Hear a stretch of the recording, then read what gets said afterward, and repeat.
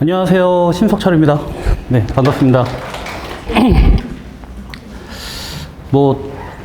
저도 지금 직전 대비를 하다가 잠깐 들어와가지고 길게는 말씀을 못 드리고요. 간단하게 이제 예비고일 과정에서 국어를 왜 해야 되는가 이거 좀 말씀드리고, 네, 어떤 식으로 이제 수업이 진행되는지 말씀드리도록 하겠습니다. 자, 여기 제 전화번호 있거든요.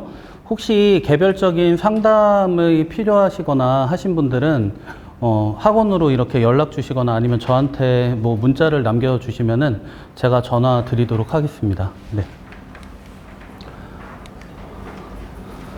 네, 1번은 이제 국어 과목, 이제 고등학교 오면 국어 많이 어려워진다는데 어떻게 좀 어려워지나 요거 좀 간단히 말씀을 드리고요. 그 다음에 네, 두 번째로 예비고일 수업 방향과 커리큘럼에 대해서 소개해드리고, 그리고 세 번째 수강 후기는 어머님들께서 이제 좀 읽어보시면 될 것 같습니다. 네, 자, 네 개를 좀 띄워봤습니다. 자, 첫 번째, 아이들이 가장 많이 보는 것 중에 하나가 쇼츠죠, 그죠? 그 쇼츠를 통해서 정보를 받아들여요. 그러다 보니까 이 지문이 많이 길어지거든요. 고등학교에 올라오게 되면은. 그래서 이런 정보들을 처리할 능력이 많이 부족합니다. 그래서 체계적으로 글 읽는 연습들을 하지 않으면은 국어 공부가 상당히 힘들다라는 말씀을 드리고 싶고요. 그 다음에 네, 요거 요 밑에 있는 거는 이게 66일이거든요. 이 66일을 넣어 놓은 거는 이게 2달 조금 더 되는 기간이잖아요. 이게 이제 습관을 잡는 기간이에요. 습관. 그래서 지금까지 공부라고 하면은 공부해 그러면은 아이가 수학책을 펴죠. 그렇지 않나요? 그 수학하고 영어 같은 경우는 지금까지 공부를 꾸준히 했을 거예요. 그런데 중학교 때 국어학원을 다닌 친구들은 많지 않죠. 혹시 국어학원 다니고 있는 친구 있나요? 네, 거의 없을 거라고 보거든요. 왜 그러냐면 중학교 국어는 내신 기간 한 3주 정도 뭐 평가 문제집 이거 정리하고 하면은 점수가 되게 잘 나오잖아요. 그죠? 그래서 국어 공부를 평소에 하지 않았습니다. 그래서 공부 습관이 이제 수학과 영어에 좀 집중되어 있는데, 고등학교에 올라오게 되면은 국어 시간 투자 하셔야 됩니다. 시간 투자를 하지 않으면은 절대 좋은 성적이 나올 수 없어요. 그래서 저희가 이제 아이들한테 강조하는 것, 뭐 과제 나가는 것 이런 것들이 대부분 데일리 과제 형태로 나가고 있거든요. 그래서 일주일치 공부할 양을 정해주고 매일매일 적게 한 지문씩이라도 습관 들여서 풀 수 있게끔. 그래서 요 2달 정도 되는 기간이 네, 습관을 들이는 시간이다라고 말씀을 드리고 싶고, 그 다음에 요 사진 같은 경우는 욕조에 물이 넘치고 있죠. 그죠? 저는 이게 국어 공부한 게 티가 나는 시점이라고 생각을 하거든요. 그 전까지 국어 성적이 안 오른다 많이들 말씀 들어보셨죠. 그죠? 정말 공부를 해도 내가 과연 잘하는가? 난 잘하고 있나? 이런데 의문을 가져하는 학생들이 정말 많아요. 왜 그러냐면 점수로 잘 안 나오거든요. 그런데 이게 욕조가 넘칠 정도의 물이 받쳐져야, 그러니까 공부를 해야, 그때 이제 물이 넘치잖아요. 그러면은 그 다음부터는 이제 국어가 조금 내가 원하는 대로, 내가 원하는 점수대로 나온다라는 느낌을 받게 돼요. 그래서 매일매일 꾸준히 하지 않으면은 성적이 절대 오를 수 없는 과목이 국어다. 그래서 하루 1시간 정도는 국어 시간에 투자를 해야 된다라는 말씀을 드리고 싶어요. 자, 중학교와는 너무 다르죠. 그죠? 중학교와는 다릅니다. 그러면은 어떤 점이 좀 다른가 간단하게 말씀드리자면은, 중학교 국어는요, 암기를 평가해요. 그래서 수업 시간에 배운 내용, 그리고 학습 활동에 있는 내용, 이런 것들을 정리하고 외우고 한 것들을 평가하죠. 그죠? 제대로 공부를 했는가, 외웠는가를 평가합니다. 그래서 점수대가 상당히 높게 나오죠. 그죠? 내신 성적 잘 받은 친구들 점수대를 물어보면은 거의 다 뭐 100점 아니면 하나 뭐 이 정도 틀렸다고 하더라고요. 중학교 때. 그런데 이런 아이들이 고등학교에 올라와서 받게 되는 점수가 참 너무 갭 차이가 커가지고, 물론 1등급을 받는 아이들도 있어요. 뭐 100점 맞는 아이들도 있고 90점 뭐 한두 개 틀리는 아이들도 있는데 90점 맞던 아이가 60점대를 맞는 아이들이 많습니다. 왜 그러냐면은 접근 방법이 달라요. 중학교 때까지 국어 공부는 암기 위주였다면 고등학교 때는 암기한 것을 바탕으로 다른 데다 이제 적용을 하게끔 하거든요. 그래서 그런 말씀 들어보셨을 거예요. 연계지문이라고 들어보셨죠? 그죠?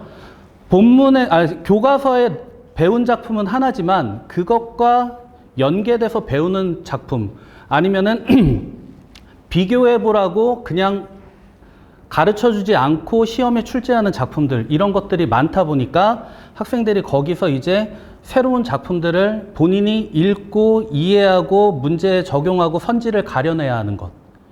이게 상당히 힘들다라는 거죠. 그래서 고등학교 국어가 많이 어렵다라는 거예요.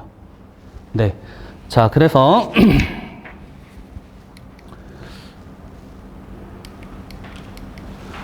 중학교 때는 이제 암기력을 평가했다면 고등학교 국어는 이제 독해력을 평가합니다. 그래서 이 글을 제대로 읽었는지 이해했는지 그리고 이것을 응용해 가지고 문제를 풀 수 있는지 이런 것들을 평가하기 때문에 국어에서 다루는 영역이 상당히 넓어지죠. 그럼 어떤 것들을 보느냐? 주로 이제 가장 기본이 되는 거는 사실적 사고예요. 그래서 얘는 뭐 세부 정보나 중심 내용이나 주제, 구조 이런 것들 파악하는 것들이고요. 그 다음에 추론적 사고는 이것을 바탕으로 내용을 추리하고 자료에 적용하고 상황에 적용하는 거. 그래서 보면은 어머님들 혹시 모의고사 문제 한번 보신 적 있나요? 그 모의고사 문제를 보면 보기가 제시되는 문제가 있거든요. 그 보기 문제가 보기를 바탕으로 지문을 읽어라 아니면은 본문에 나와 있는 내용을 보기에 적용해 봐라 이런 식이거든요. 그래서 이게 이제 변별력이 높은 3점짜리 문제들. 그리고 이 비판적 사고는 잘 안 나오지만 뭐 기준을 통한 비판, 근거의 적절성이나 정확성을 판단하는 것. 그래서 문제는 요 두 가지 영역에서 거의 다 나온다고 보시면 돼요. 그래서 요 사실적 사고 문제로 그러니까 기본적인 내용 물어보는 것들로 기본 점수를 주고 얘로 이제 변별을 하는 이런 식의 시험 형태다라고 보시면 되거든요. 네. 그래서 국어를 영역별로 이렇게 나눠보면은 여기 이제 사각형 크기가 중요도예요. 자, 그래서 A 같은 경우는 문학이에요, 문학. 문학은 기본적으로 학교 수업 내용이 가장 중요하죠. 그리고 작품 강독도 중요한데 개념을 적용하는 연습을 많이 해야 돼요. 그래서 연계의 폭을 넓혀야 하고 배경 지식을 작품 이해에 활용해야 됩니다. 그리고 두 번째 칸은 독서입니다. 중학생들한테 가장 낯선 부분이 이 독서 부분이거든요. 왜 그러냐면은 생전 처음 보는 지문을 내가 읽고 이걸 가지고 문제를 풀어야 되기 때문에 가장 어려워하는 부분이기도 합니다. 그래서 이 독서는 그냥 우리가 일상생활에서 글 읽는 거랑 똑같다고 보시면 돼요. 어떤 글을 읽을 때 목적이 있잖아요. 그죠? 그래서 이 정보를 어떻게 내가 취합하고 거기서 이제 중요한 거를 가려내고 그거를 바탕으로 글을 이해하고 하는 것. 이런 연습들을 꾸준히 해야 돼요. 그래서 하루에 한 지문이라도 이해될 때까지 꾸준히 읽는 것. 그리고 정확한 습관으로 매일 꾸준하게 하는 게 중요하고요. 그리고 제일 중요한 거는 하루라도 먼저 시작하는 게 낫다라는 말씀 드리고 싶네요. 자, 그리고 세 번째는 이제 내신에서는 아주 중요한 문법이죠. 네, 문법 같은 경우는 뭐 개념 정리 당연히 필수적이고요. 문제를 많이 풀어야 돼요. 그리고 오답 정리로 내용을 이해해야 한다. 그리고 이 화작이라고 하는 거, 화작 혹시 들어보셨나요? 화작은 이제 화법과 작문의 줄임말이 화작이거든요. 그래서 얘 같은 경우는 이제 말하기 하고 쓰기예요. 말하기, 쓰기.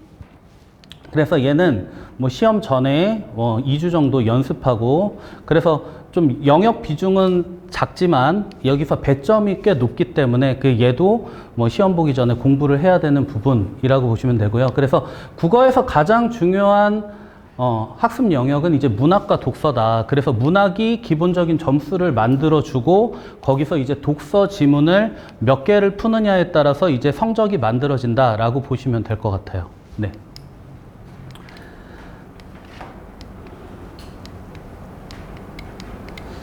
네, 그래서 국어 공부를 잘하려면 요 세 가지 영역의 공부를 해야 된다라는 건데 문학 같은 경우는 개념 위주의 정리를 해야 되고 독서 같은 경우는 매일 한 지문씩 그리고 문법은 주기적인 반복 학습을 통해 가지고 개념을 명확하게 이해해야 된다라는 말씀 드리고 싶어요. 자, 그러면은 선행이 왜 필요한지에 대해서 좀 간단히 말씀을 드릴게요. 고등학교 국어 같은 경우는 우선 기본적으로 선행학습이 좀 필요합니다. 자,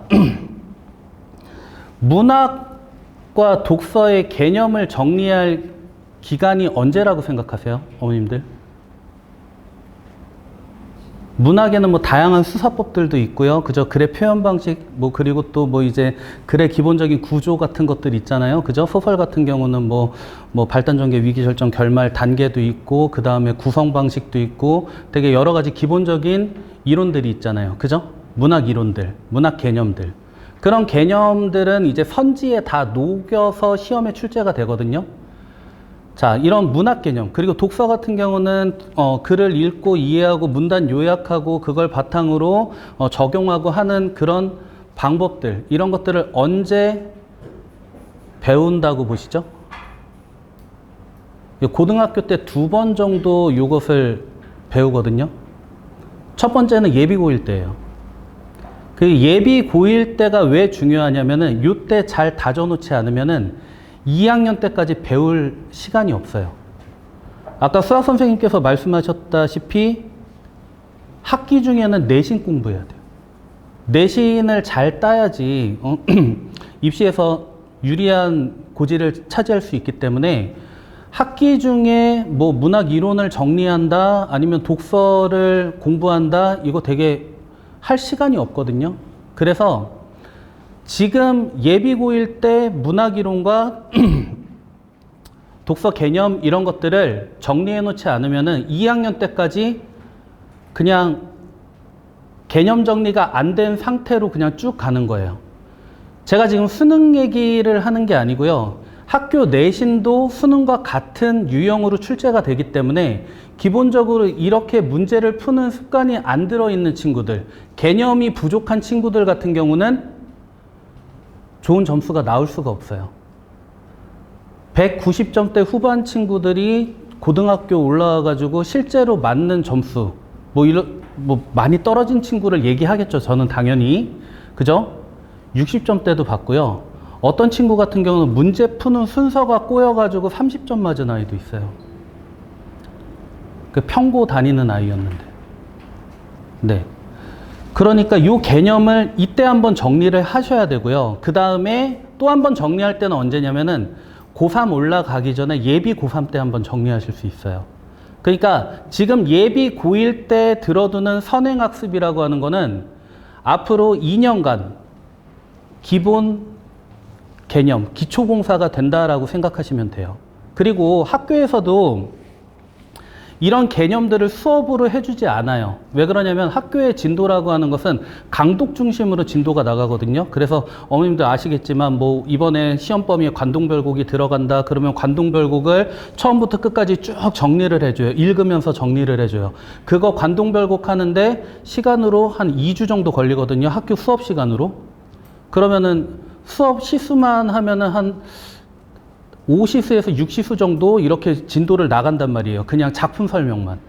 이렇게 하면은 뭐 문학 이론이라던가 이런 것들에 대해서 아니면 개념이라던가 이런 것들을 제대로 정리하지 못하고 특히 독서는 더합니다. 왜 그러냐면은 내신으로 독서를 다루는 학교가 거의 없기 때문에 그래요.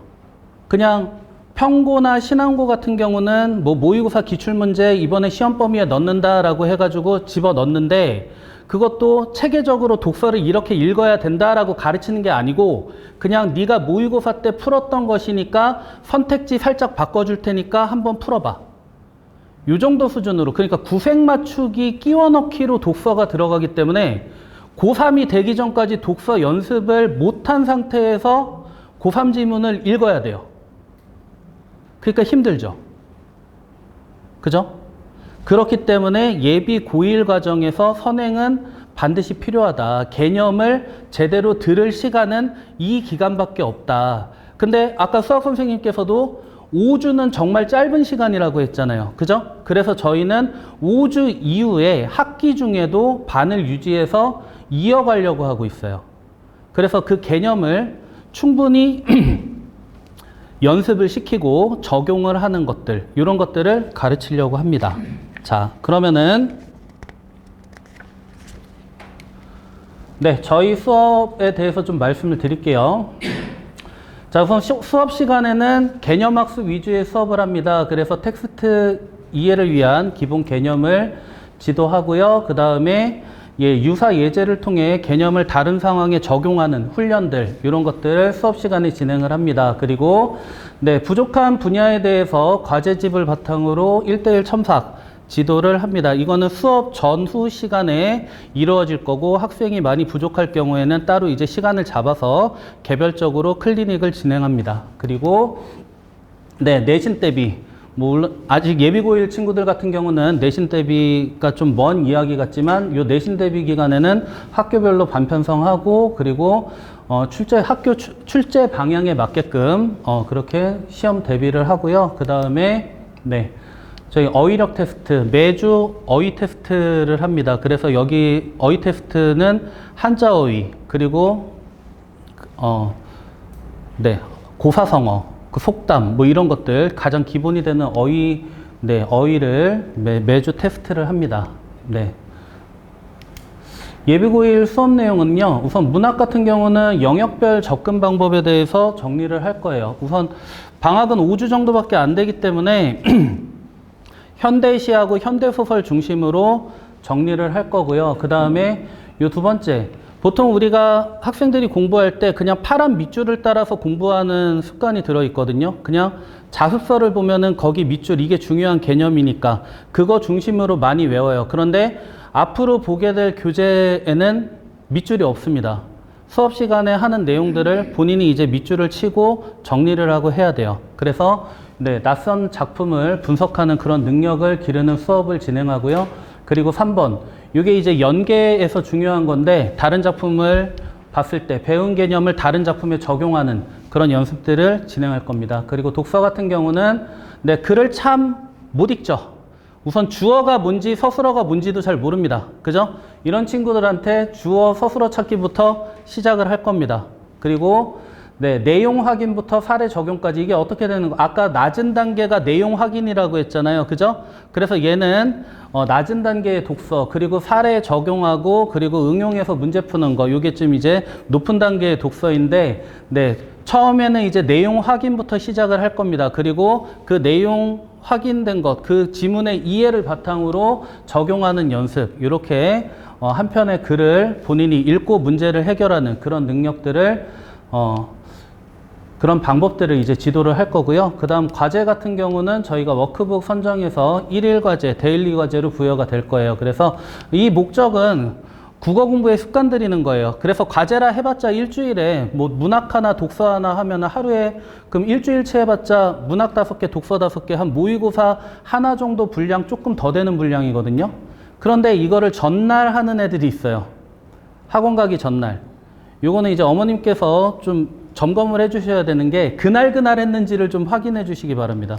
왜 그러냐면은 이거 습관 들이려고 하는 거잖아요. 아까 맨 처음에 말씀드렸듯이 2달 66일 요 기간이 되면은 이제 국어도 당연히 해야 되는 것이라고 학생들이 생각을 해요. 그래서 매일매일 공부하는 습관을 들이려고 하는 거기 때문에 요거는 어머니들께서 좀 점검을 해 주셔야 하는 부분이고요. 과제가 안 되어 있으면은 당연히 이제 어머니께 이제 문자 통보를 하고 학원에 남겨가지고 풀리고 보내고, 이런 식으로 진행을 합니다. 그리고 과제 검사 후에 이제 과제를 보면은 이제 약한 부분이 드러나잖아요. 그래서 그 부분을 이제 보완하는, 뭐 유사 문제를 제공해서 더 풀리게 한다든지, 아니면은 뭐 내용을 다시 한번 정리해 준다든지, 이런 식으로 네, 수업을 진행을 하겠습니다.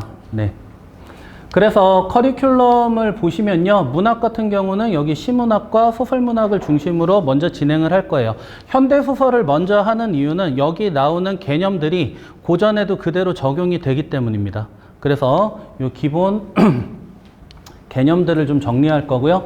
독서 같은 경우는 이제 문장 분석, 문단 요약 연습, 요거를 이제 2주 정도 진행을 할 겁니다. 그래서 문장이 주어 서술어 찾기부터 이 문장을, 긴 문장을 짧게 요약하는 것, 그리고 한 문단에서 중심 문장을 찾고 그 문장을 바탕으로 내용을 간단하게 요약하는 것, 이런 연습을 먼저 하고요. 그 다음 3주차부터는 이제 기출 지문들을 풀릴 거예요. 대신에 좀 과거에 좀 짧은 지문들, 쉬웠던 지문들 위주로 좀 이제 어떻게 지문 하나를 읽는지 이런 것들을 좀 연습할 계획입니다.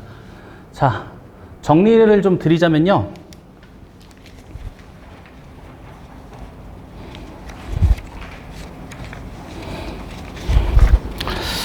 세 가지 정도 좀 정리를 드릴게요. 첫 번째는요. 예비고1 시기의 선행학습은 고2까지 써먹어야 되는 것이기 때문에 이 시기 동안에 반드시 선행학습을 해야 한다. 이 말씀을 드리고 싶고요. 그 다음 두 번째는 하루라도 먼저 시작을 해가지고 습관을 들이는 게 상당히 중요하다. 그러니까 지금까지 공부가 수학과 영어 위주의 공부였다면 국어는 그러잖아요. 모국어인데 그거를 왜 못하겠어? 뭐 이런 생각들 많이 하잖아요. 그 학생들이 그 말 많이 하거든요. 국어 혼자 해도 돼. 그런데 절대 혼자 안 되는 과목 중에 하나가 국어입니다. 성적이 정말 안 오르거든요. 자, 그래서 하루라도 먼저 시작하는 게 도움이 많이 된다. 습관을 빨리 들이는 게 좋다. 그리고 세 번째는요. 저도 그렇고 이재혁 선생님도 그렇고 같이 이제 수업을 진행을 할 겁니다. 저희는 여기 커넬학원에서 수업도 하지만 안성기숙학원에서도 수업을 하고 있어요. 그러니까 저희는 계속 새로운 지문을 봐야 되는 사람들이에요. 그 최신 수능 경향 그리고 모의고사 출제 경향 이런 것들을 매번 분석을 하고 같이 문제 풀고 이러고 있거든요. 그래서 변화하는 입시 정보에 맞춰진 그런 수업을 할 수 있다라는 걸 말씀드리고 싶어요. 그래서 수능과 내신의 전문가 집단 커넬학원에서 퀄리티 높은 국어 수업 시작하시길 바랍니다. 감사합니다.